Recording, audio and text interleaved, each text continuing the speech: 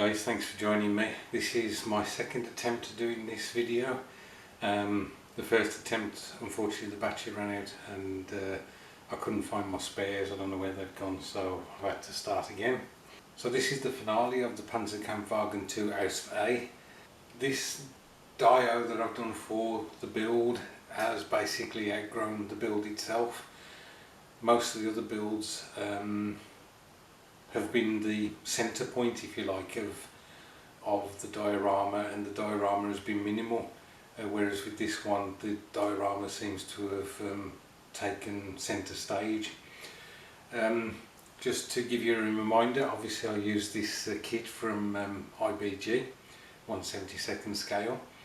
I used some 1/72 scale Zvezda figures to add to it.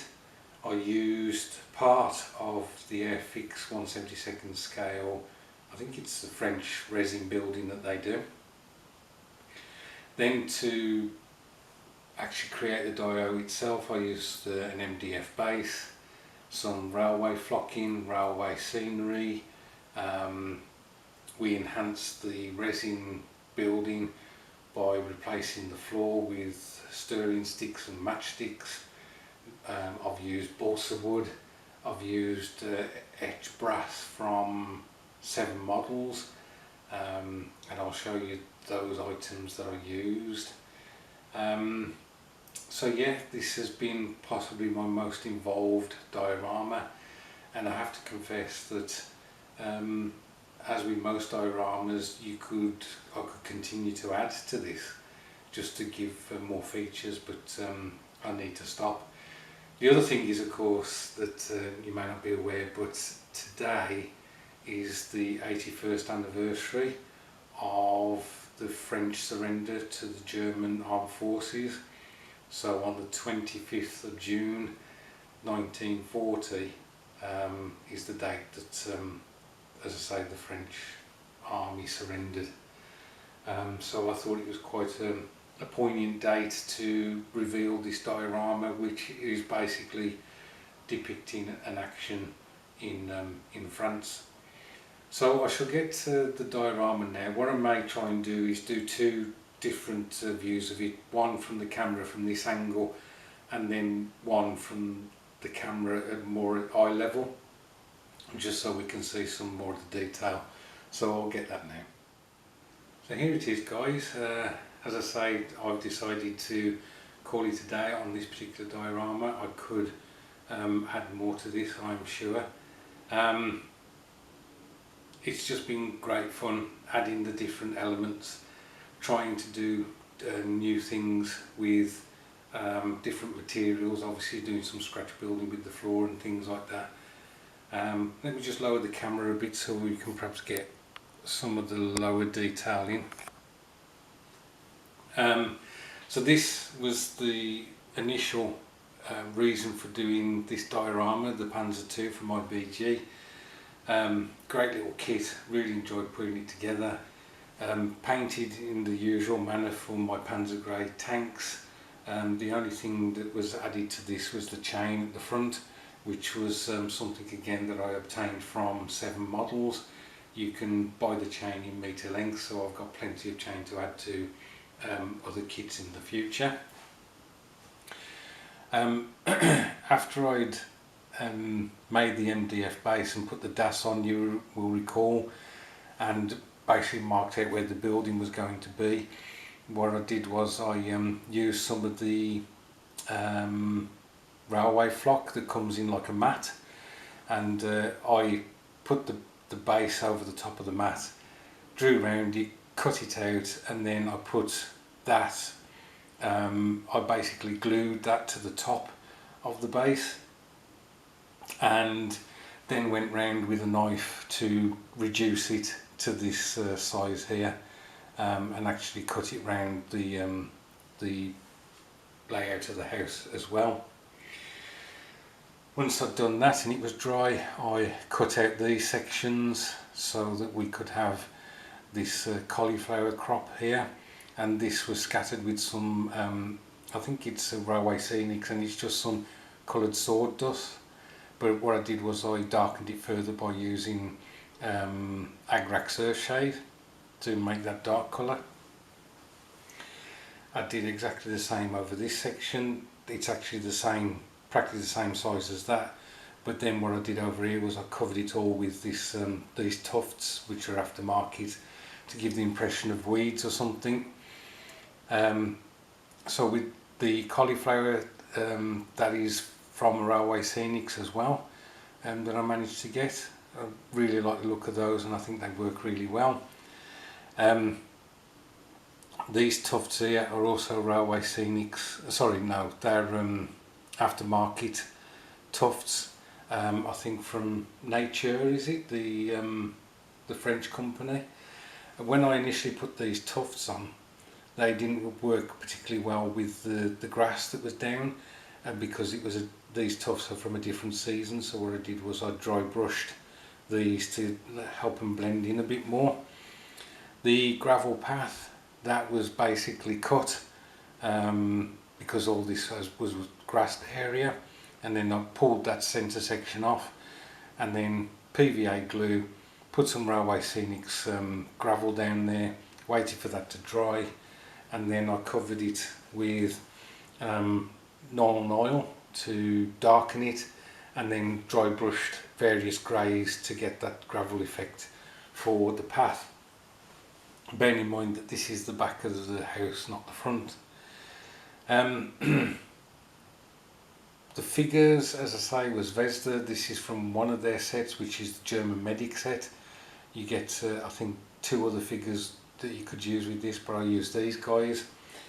And then I've got another figure actually in the house. Hopefully you'll see him when he comes round, and he's opened the door so that the medic can get the wounded soldier in to the building. I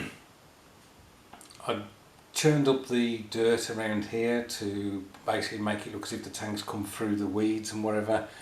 I'm not 100% happy with that. Perhaps I should have done it the darker colour, but I wanted to show it as if it was a different kind of soil, and perhaps that these areas have been composted for growing vegetables.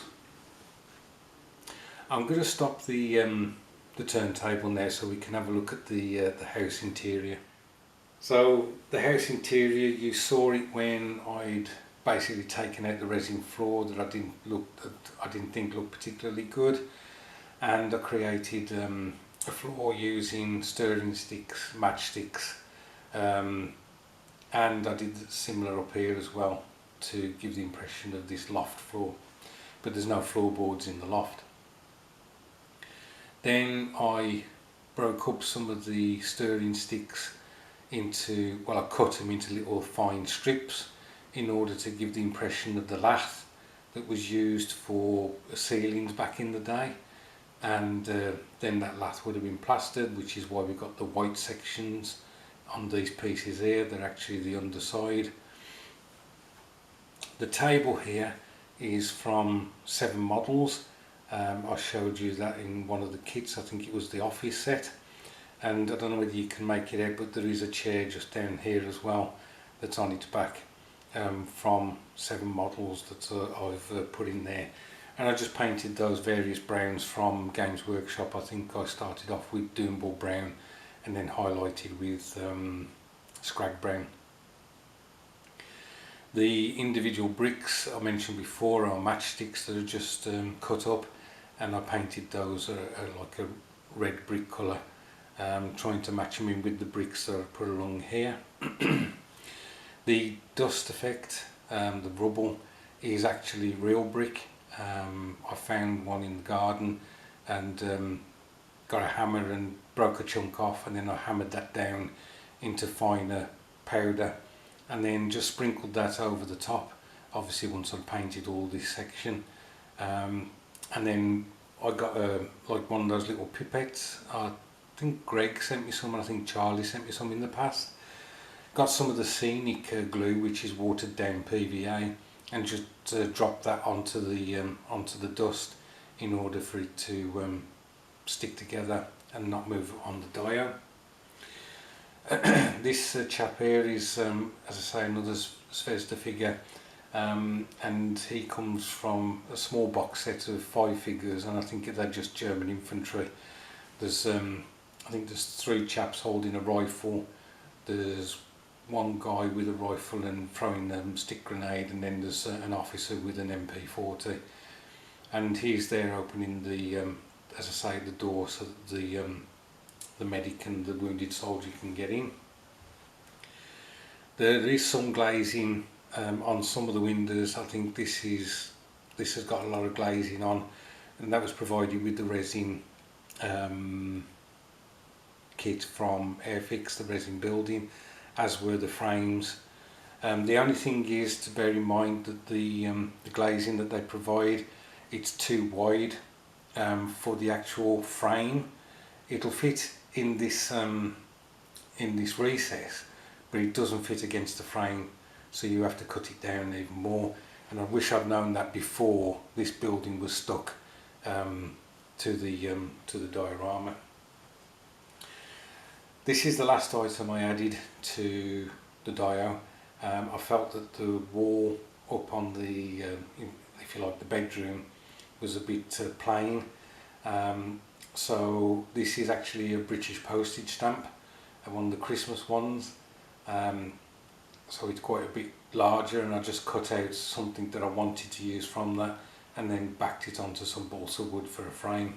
I did do a second one, but I've run out of room really to put that on. So you can imagine that this house was owned by a Catholic family, perhaps, with a picture of one of the saints on the wall. The wallpaper that I've used here, it is actually paper, which is why I've got this tearing down here and over here. The wife who does card making and scrapbooking, she had some small sheets of paper, and I saw this one and I thought there was a little bit of colour to it with a bit of a design, which I thought was good for the period. So I just basically cut that to size. It was a bit of fun trying to cut it around the windows, but I did manage to do that in the end. Let's just have a look at the garden again from this position.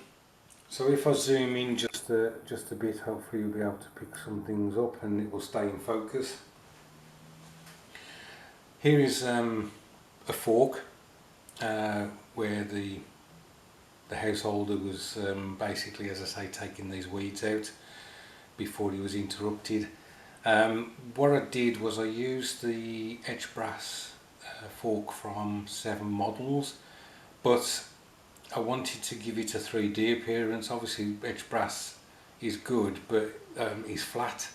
So what I did was, you know, the lath that I'd created, those thin strips, what I did was I basically used a sanding stick, and I just kept turning it in my thumb and was turning the wood in order to round it, to give it like a cylindrical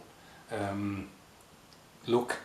And I just kept doing that until I'd got it to a width sufficient that I felt that it would look like the width of a fork at this scale. What I then did was I cut the forks off the brass garden fork and glued that to this wooden piece that I'd created. I didn't do that with the shovel. The shovel is just the etched brass and painted and just leaning against the wall there. I decided that some of the rubber would have come outside, it wasn't all contained inside, so I've got a bit here and a bit down there as well. One of the things that I didn't sort out, although I didn't particularly want to point it out, the tank is on top of the dio rather than it should be in it, really. If you can imagine the tonnage of that tank coming from through somebody's garden, it should be really sat in the dio. But there we go. What I'm going to do now is I'm going to bring the camera down to eye level, and we'll pick up perhaps 1 or 2 more details that we can't quite see from this position. Okay, so this is more of an eye level, and one of the things you might be able to just see down here, I'd put the figures on the dio thinking they were complete, and then I realised that I hadn't put the strap for the rifle that the medic is carrying, so I had to pull them off, and that strap's made out of some wine bottle foil, you know, the lead foil that you get on top of wine bottles, cut to width, cut to length, and then just painted a khaki. If we turn the dial around, hopefully the camera will stay in focus for me. Hopefully you can make out there by the soldier's head that we have a clock on the wall, and I mentioned that I would try and use one of those, and again that's from 7 models. That's from the garage set, the one with all the spanners and the step ladders and things like that. What I did was, obviously it was brass, so I put a bit of fine sandpaper over it just to give something for paint to adhere to. I painted it black, and then I dry brushed it white so that the numerals on the clock would stand out, and then the hands on the clock are actually a separate item, so I painted those black and stuck them on.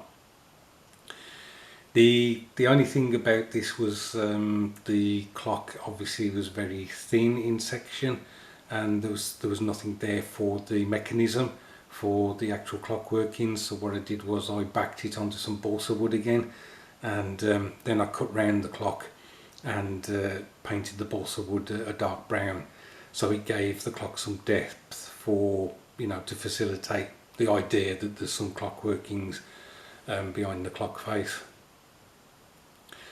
Just turn it a bit more, you can see here that some of the last sections are broken, and they're hanging off the underneath of the floor, which I thought would be a good idea. There's the chair that you can just make out down there, painted. The soldier obviously with all his items painted as well. We got some I don't know whether you can quite see it, some more rubble down here, a lot more rubble down here than at the other side of the house, because obviously the wall above has been taken out. There's the figures again with the Panzer II in the background. I think that's basically it, guys. I don't think I can add any more to the description for this dio. Obviously I really did enjoy this. I hope you can tell by the time I've taken over it and some of the additions that I've added. You know, even creating the door there for the back of the house was just fun. It really was. And hopefully you can see the 3D effect with that, the shaft of the garden fork that I created there. So let me just go back to more like a bird's eye view, and we'll finish this video. Right guys, so to wrap up the video, basically this is how I wanted it to look. This is the kind of perspective that I wanted it viewed at.